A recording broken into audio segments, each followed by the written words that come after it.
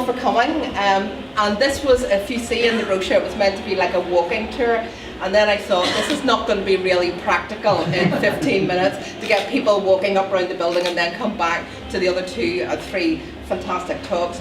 So what I'm going to do is take you through 128 years of the history of the Ulster Museum through a series of photographs as a whistle-stop tour, okay? And when I started here 23 years ago and I started to talk to people and say, oh, by the way, I've got this job in the Ulster Museum, they said, oh God, that bloody awful building. And I went, hold on a minute, no, sorry, it is the most amazing building. And I grew quite used to the idea of people really not liking the additional part that was put on. And that's what I want to take you through, just what happened to get us to the point of where we are now.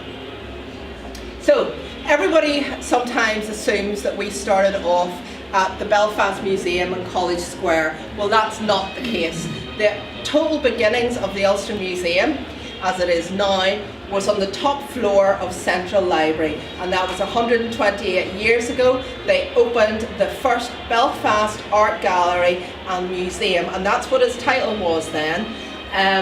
The Central Library are celebrating their 130th birthday at the minute, so in 2 years' time we should be celebrating our 130th birthday from our beginnings.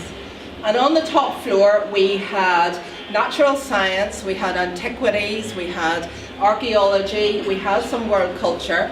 But one of the things, this is Arthur Dean, who was the first curator there, who was absolutely intrinsically involved with the idea of the museum being an educational facility.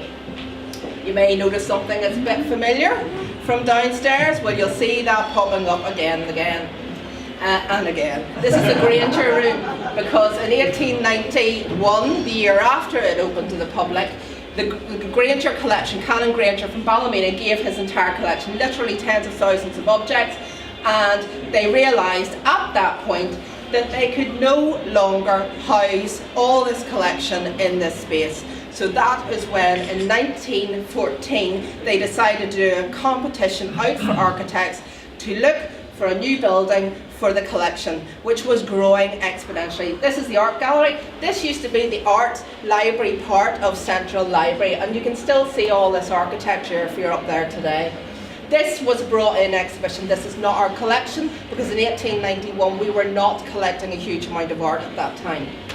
So, in 1914, this man called James Cummin Wind, who was a Scottish architect, was given the prize to actually design this new art gallery and museum for Belfast in Botanic Gardens, and this was the original drawing. And as you can imagine, in 1914 it was the start of the war, so the war and the funding crisis meant that this amazing building actually didn't get realised. In fact, only 2/5 of the building got realised and was built on this site at Botanic Gardens, and these are some of the images of it as it was being constructed. The wonderful thing about today as well, on the 22nd of October, okay, which was the birthday then of the building being open in 1929, okay, and then this was the building that was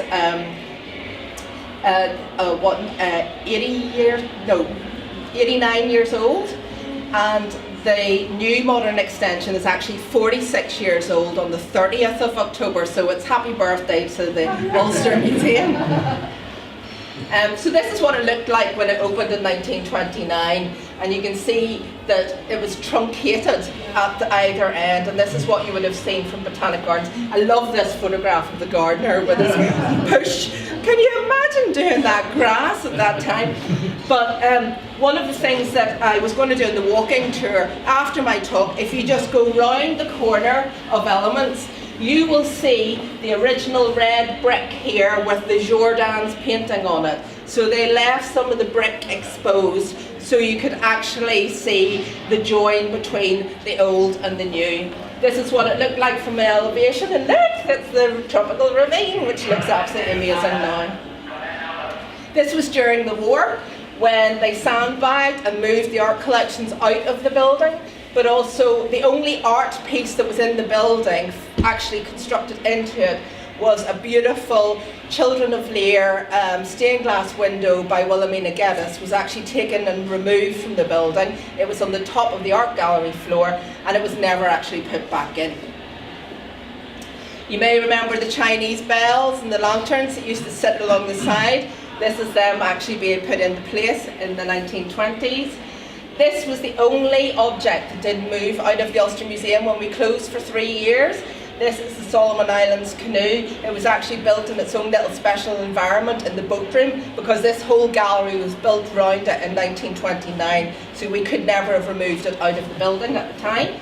This is the Archaeology Gallery, which this wonderful giant deer is still on display downstairs, and he actually used to stand here. This was where he lived when I was coming to the museum as a kid.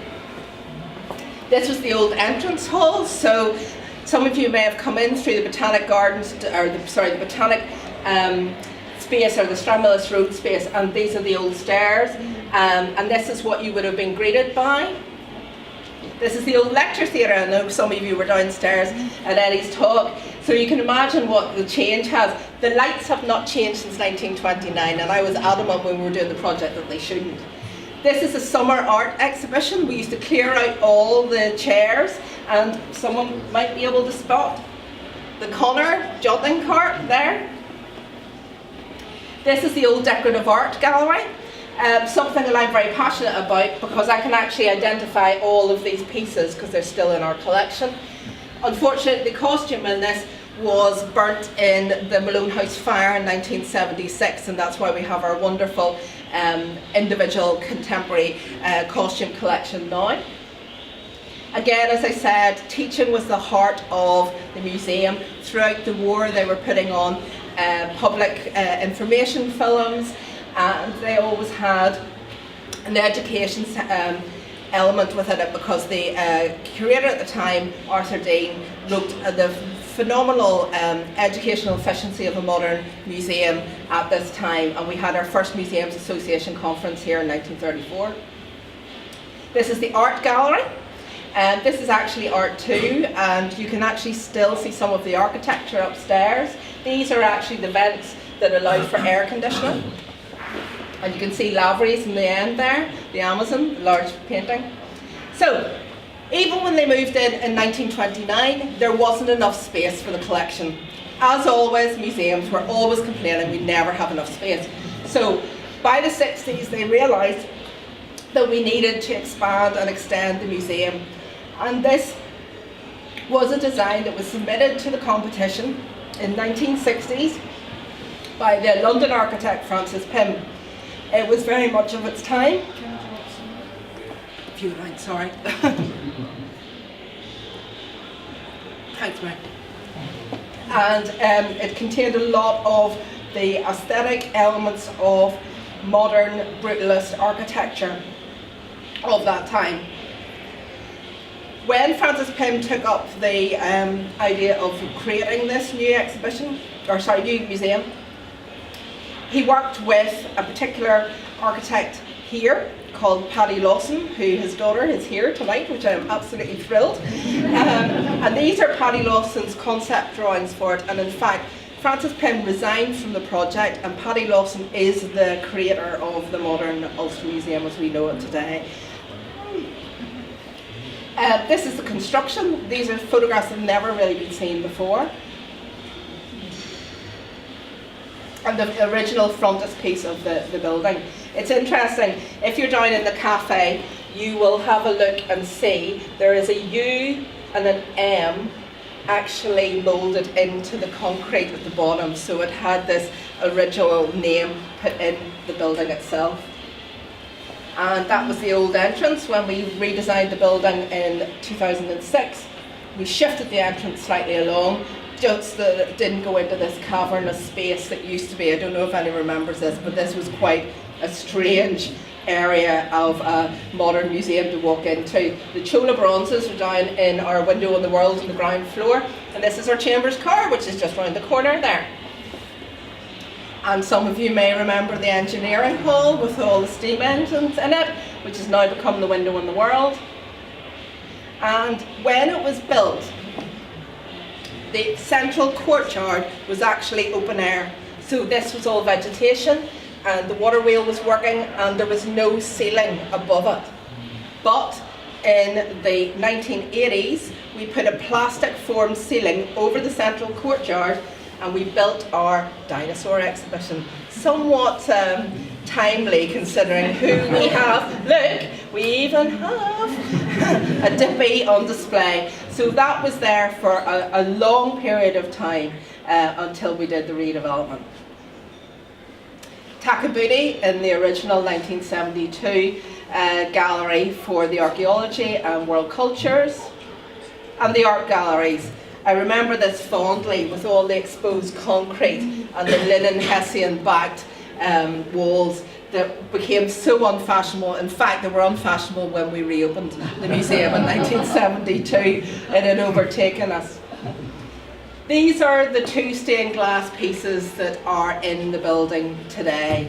And for those of you that are not familiar with these, this is Irish landscape, this is Irish seascape. Irish seascape's just round the corner there, and they were designed by the local artist Neil Shawcross. So, hands up, would you have preferred the magnificent, massive, totally monumental original wind design, or do you prefer the wonderful extension that speaks so much of its time by, I'm going to say Paddy Lawson, not Okay, vote. Who wants the original one? 1, 2, 3. And who likes it now? Yay! Great. Thank you, everybody.